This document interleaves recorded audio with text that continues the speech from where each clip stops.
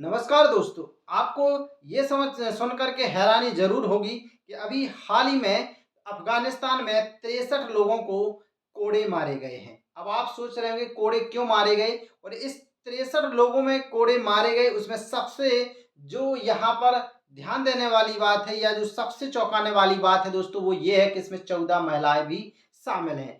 इसमें से एक व्यक्ति को यहाँ तक कि कोड़े मारने के बाद में इसको फांसी भी दे दी जाती है। अब आप सोचेंगे ऐसा क्यों होगा? तो चलिए पहले हम आपको ले चलते हैं थोड़ा इसके इतिहास पर। आपको बताएँ घटना अफ़गानिस्तान की है और अफ़गानिस्तान में 2021 में क्या तालिबान का शासन आता है। जब तालिबान का यहाँ पर शासन आता है तो यहाँ पर पूरे नियम कानून सब कुछ बदल जाते हैं। यहाँ पर देखिए दोस्तों क्या होता है कि यहाँ पर एक स्टेडियम होता है, वहाँ वो जो एक सार्वजनिक जगह मानी जाती है, यहाँ पर लोगों की भीड़ को सबसे पहले बुलाया जाता है। लोगों को भीड़ को बुलाने के बाद वहाँ पर फिर इन लोगों में कोड़े मारे जाते हैं। अब आप दोस्तों यहाँ पर ये सोच रहे होंगे आखिर ऐसा इन्होंने क्या किया जिस वजह से इनको सरेआम जनता के सामने कोड़े मारे गए। तो चलिए दोस्तों बताते हैं हम आपको क्या है इन लोगों ने जो समलैंगिकता हुआ, चोरी हुआ, अनैतिक संबंध इन सब का दोषी पाया गया था। अब आप सोचेंगे समलैंगिकता, चोरी और अनैतिक संबंधों जैसे इस तरह की सज़ा का प्रावधान तो इंडिया और ऐसे अन्य देशों में तो नहीं है। तो मैं आपको बता दूँ दोस्तों, तो यहाँ पर आप सोचिए क्या किसी ने इसका विरोध नहीं किया? क्या यहाँ पर इसी तरह की सज़ा दी जाती हैं? तो मैं आपको बता दूँ कि यहाँ पर विरोध तो किया है। किसने किया? जो हमेशा से दुनिया भर में घटनाओं का विरोध करते आ रहा है, जो है संयुक्त राष्ट्र संघ। तो जो संयुक्त राष्ट्र ने केवल इसकी मतलब निंदा की ही हुई है। अब आप ये सोच रहे होंगे, आपका प्रश्न ये ज़रूर दिमाग में उठता होगा कि आखिर तालिबान ऐसा करता क्यों है? तो आपको बता दें कि तालिबान वो इसलिए करता है कि वो नहीं चाहता है कि कोई भी व्यक्ति इस्लाम के खिलाफ जाए। अब आप सोचेंगे कि इस्लाम के खिलाफ जाने से क्या मतलब है?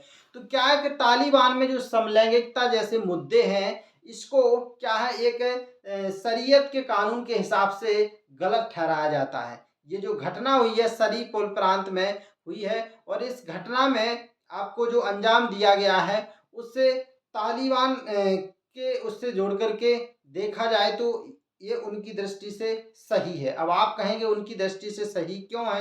क्योंकि इसलिए सही है क्योंकि वो वहाँ पर ऐसे मतलब कानून को मानते हैं जिसका नाम है शरिया और ये एक इस्लाम कानून होता है, वो इसके अनुसार ही लोगों को सज़ा देते हैं और जो नहीं अगर मानता है इस रास्ते पर तो उनको मतलब धमकियाँ भी दी जाती हैं। अब आप सोचेंगे कि इस तरह का क्या वहाँ पर कोई ऐसी न्यायपालिका नहीं है क्या हमारे यहाँ जैसी जो इस पर एक्शन ले सके? तो आपको बता दें वहाँ पर भी न्यायपालिका मतलब वहाँ पर भी सुप्रीम कोर्ट है, लेकिन अफ़गानिस्तान के सुप्रीम कोर्ट ने उनकी एक भी नहीं सुनी और आरोपियों का पक्ष में बिल्कुल नहीं लिया है। अब आपको बता दें जो सुप्रीम कोर्ट है, उसने जब वहाँ पर आरोपियों ने अपना पक्ष रखा तो उन्होंने आरोपियों को कोई अपना पक्ष रखने के लिए समय नहीं दिया और सीधा फैसला दे दिया। इतना ही नहीं एक व्यक्ति को तो वहाँ पर कोड़े मारे जाते हैं और फिर हज़ारों लोगों के सामने पीटा जाता है और फिर उसको फांसी पर लटका दिया जाता है।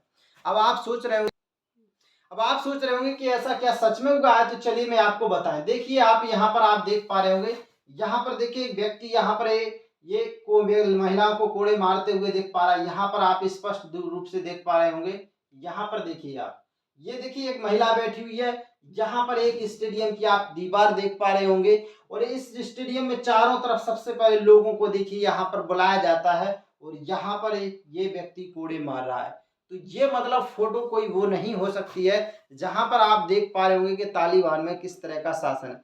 अब आप सोच रहे होंगे कि ऐसा क्या कारण हो जाता है? तो यहाँ पर कुछ नहीं, यहाँ पर जिस व्यक्ति को फांसी पर लटका दिया उसका आरोप सिर्फ़ इतना था कि उस व्यक्ति पर ऐसा माना जाता है कि उसने किसी हत्या में शामिल होने का उस पर आरोप था। तो क्या तालिबान का कानून इसी प्रकार का है? तो ये कि गुनहगारों को इस प्रकार की सज़ा दी जाती, क्या यहाँ पर हमारे और अन्य देशों की तरह कोई क्या कानून वो नहीं होता है क्या?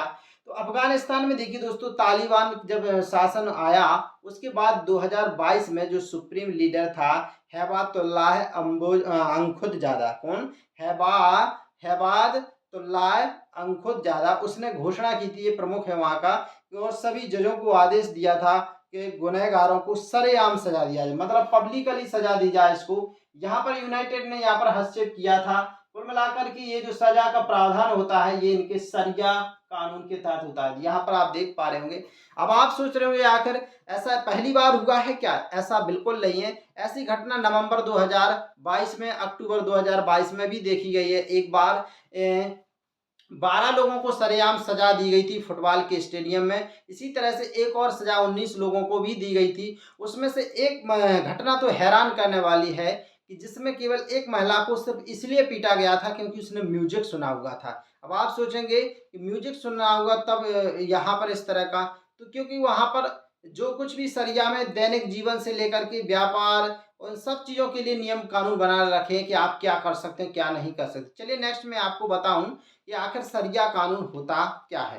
तो देखिए यहाँ पर सरिया में देखिए क्या होता है कि सरिया इस्लाम को मानने वाले लोगों के लिए है, जो एक लीगल सिस्टम की तरह काम करता है। लीगल सिस्टम की तरह मतलब वहाँ पर ये मान्य है, यहाँ पर उसका कोई विरोध नहीं करता है। यहाँ पर रोजमर्रा से लेकर के बड़े बड़े मामलों मामलों में सरिया का जो जिक्र है वो इस्लाम की पवित्र किताब है कुरान में भी के साथ साथ जो पैगंबर मोहम्मद थे उनके उपदेशों में भी इसको शामिल किया गया है, जो सुन्ना और हदीस में भी शामिल है। अब आप कहेंगे क्या इन कानूनों का मतलब क्या होता है? इस कानून का सीधा सा मतलब होगा कि अगर व्यक्ति ने जिसने सरिया का पालन नहीं किया है, सरिया कानूनों का पालन नहीं किया है, तो कुल मिलाकर के सरिया कानून मतलब इस्लाम कानून का पालन नहीं किया है, तो उसने भगवान की खिलाफत करना समझा जाता है। मतलब सीधा उनके अल्लाह की खिलाफत करना समझा जाता है, उनका मतलब आज्ञा मानना नहीं माना जाता है। तो इस तरह इसका मतलब ये क्या सरिया का उल्लंघन की सज़ा यही मिलती है? तो बिल्कुल यहाँ पर सरिया के उल्लंघन पर जो सज़ा मिलती यही है कि लोगों को सरेआम कोड़े मारे जाएँ और सरेआम उनको सज़ा दी जाए।